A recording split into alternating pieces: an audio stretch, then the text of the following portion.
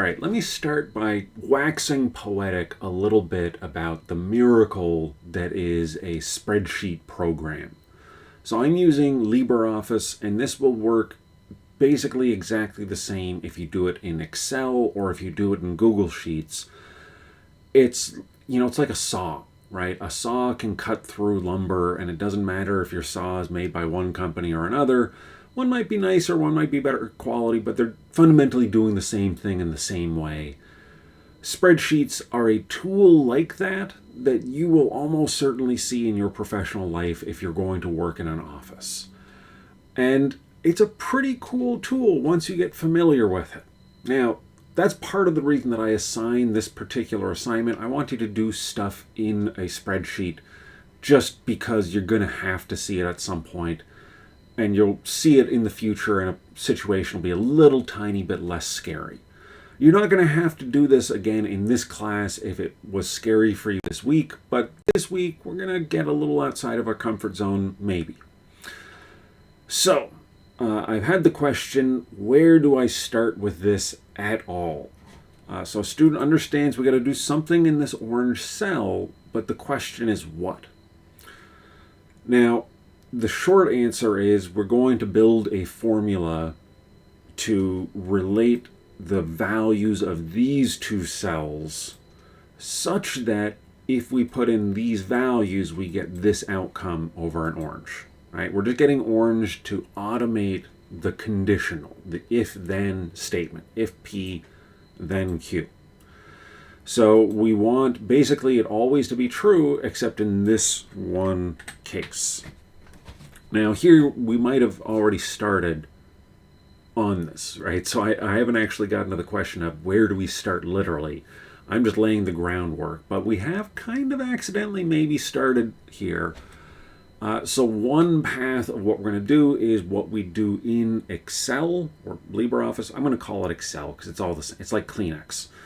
What we do in Excel is one part of this, and the important part is the logical relationships, right? The connection between the variables as they relate to these formal processes, the if-then. So we've taken a step there by recognizing it's always true except the one case. So what we put in here, it could just be, so here's the simplest one, is if we just put 1, it's always going to be the case that that's there, and we've got this little tester here, which I'll show you in a second. It'll be a little intimidating because there's a lot in there, but let's not worry about that just yet. So if we put in true, true, we get the right outcome. This seems happy. If we put in true, false, this is false. This is not working because this should be a 0 or a false if we've got true and false. But if we've got false and false, it's fine. If we've got false and true, it's fine. But this is just literally 1, right? This is just saying always on. Always do the same thing, which is not what we want. We want something that's going to change based on what we've got in here. Right, so the simplest possible thing would just to be, let's say this value is going to equal whatever this is. Then if we change this, we don't get any update. But if we change this, then we're at least getting something, right? We've taken the very smallest step in automating our spreadsheet here. So just referring to another cell, this can be handy. And we can also do stuff with this. I'll show you in a second. But this is, almost as simple as just saying, let's put in 1, right? Let's just have this always equal true. It's not automating, right? It's not really responding, or really it's just reflecting what we've got here.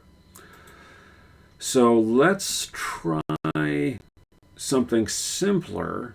If we said this equals this, what do we get? We get a false. If we make this false, then this orange cell turns true.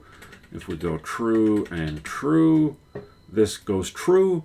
What we've just done there is an XOR, an exclusive OR, which also is not what we want, but we're getting closer, and I apologize because I'm also kind of showing a little bit of how this can be kind of weird. There's a lot of possibilities. And in the case of Excel or whatever, there's like specific things. It doesn't know what you want it to do. You have to tell it what to do. The good news is it's not terribly complicated once you get those things in your head. And the ones that we're going to be doing this week, you really don't have to like solidly remember. You're not going to use these on your TPS reports in 10 years. You're not going to do symbolic logic in Excel ever again. Still, we're going to kind of play around with this, but as a rule of thumb, if you can kind of think about what the word would be for naming what you want Excel to do, then that's often going to take you in the right direction. So, one possibility is we say this is going to equal whether or not these two cells are equal to each other. And that's pretty abstract. That's actually really abstract notation. Equals a cell equals a cell. That's not normal. If you learn any other programming language, Python or R, that should feel weird. But what we can do is we could say something like, and this cell and this cell. And that's what we've got over here. Right? We're just saying all of the things in this range, if they're all true, then this green cell should be true. Or in the case of what we've got over here in orange, we're just saying if these two particular cells are true, then this orange cell should be true. All right, so that's something relatively simple. Let's start nesting. So I'm going to put this in parentheses. That was E24. And let's just say not. So if we say and D4, not E4, and you can see this is getting hard to read. It's pretty weird, and I'm going to show you in a second an easier way to do this. We try this, and now we've got a slightly different result. We want D24 and the reverse of this. So if this is false, this turns to true. If we turn them both false, we get a false. If this turns true, we still get a false. True and true. It's only there. Actually, we've gotten really close. So let me show you the simpler way to do this. So let's call this not Q. Let's make the not in all caps just to make it a little easier. And this is just not, parentheses, and then we go over to this Q cell. And this is just always going to be the reverse of whatever's here. So we put true in there, we get false, we put false in there, we get true.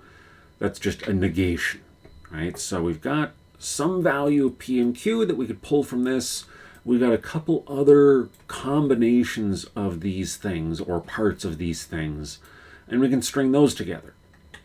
So we had P and not Q is an and we've got a P, and we've got the not Q, and you can see that that's a lot easier to read. This is just an and of two things. What are those two things? Well, one of them is a not Q, and the other one is P. Versus what we have here, where it's all in one cell, that saves you using extra cells, but it's a lot harder to work with. It's going to be more confusing. So use space, right? It's free, right? You can add as many cells, as many columns as you need to try and solve this, and you're going to have a really hard time getting it too far. So that was pretty close. Be careful when you click, because it sometimes does, if you see what just happened. I was in the formula. That's just kind of an easy thing to go wrong. I was in the formula, then I clicked somewhere on the spreadsheet, and it thought I wanted to refer to that cell in the formula, in the cell where the text was being entered. It's imagine trying to explain how to ride a bike to someone who's never ridden a bike. That's kind of what this feels like right now. I promise riding a bike is a weird, hard thing to learn, but once you learn how to do it, it's second nature, and it's really powerful. And spreadsheets are similar. So basically what we have here is almost what we want. So this is true when we want false, but otherwise it's false. It's orange cell when what we really want is true. So all we need to do there is we can just use this again. So we can say not P and not Q. So it's just the reverse of this. So in this case, I've given you an answer to this, but let me show you a few other things that we might want to use. So we could say P or Q, and that's going to be an or, and we grab these two cells. You notice the colon here, that would be, actually I'll show you in a second.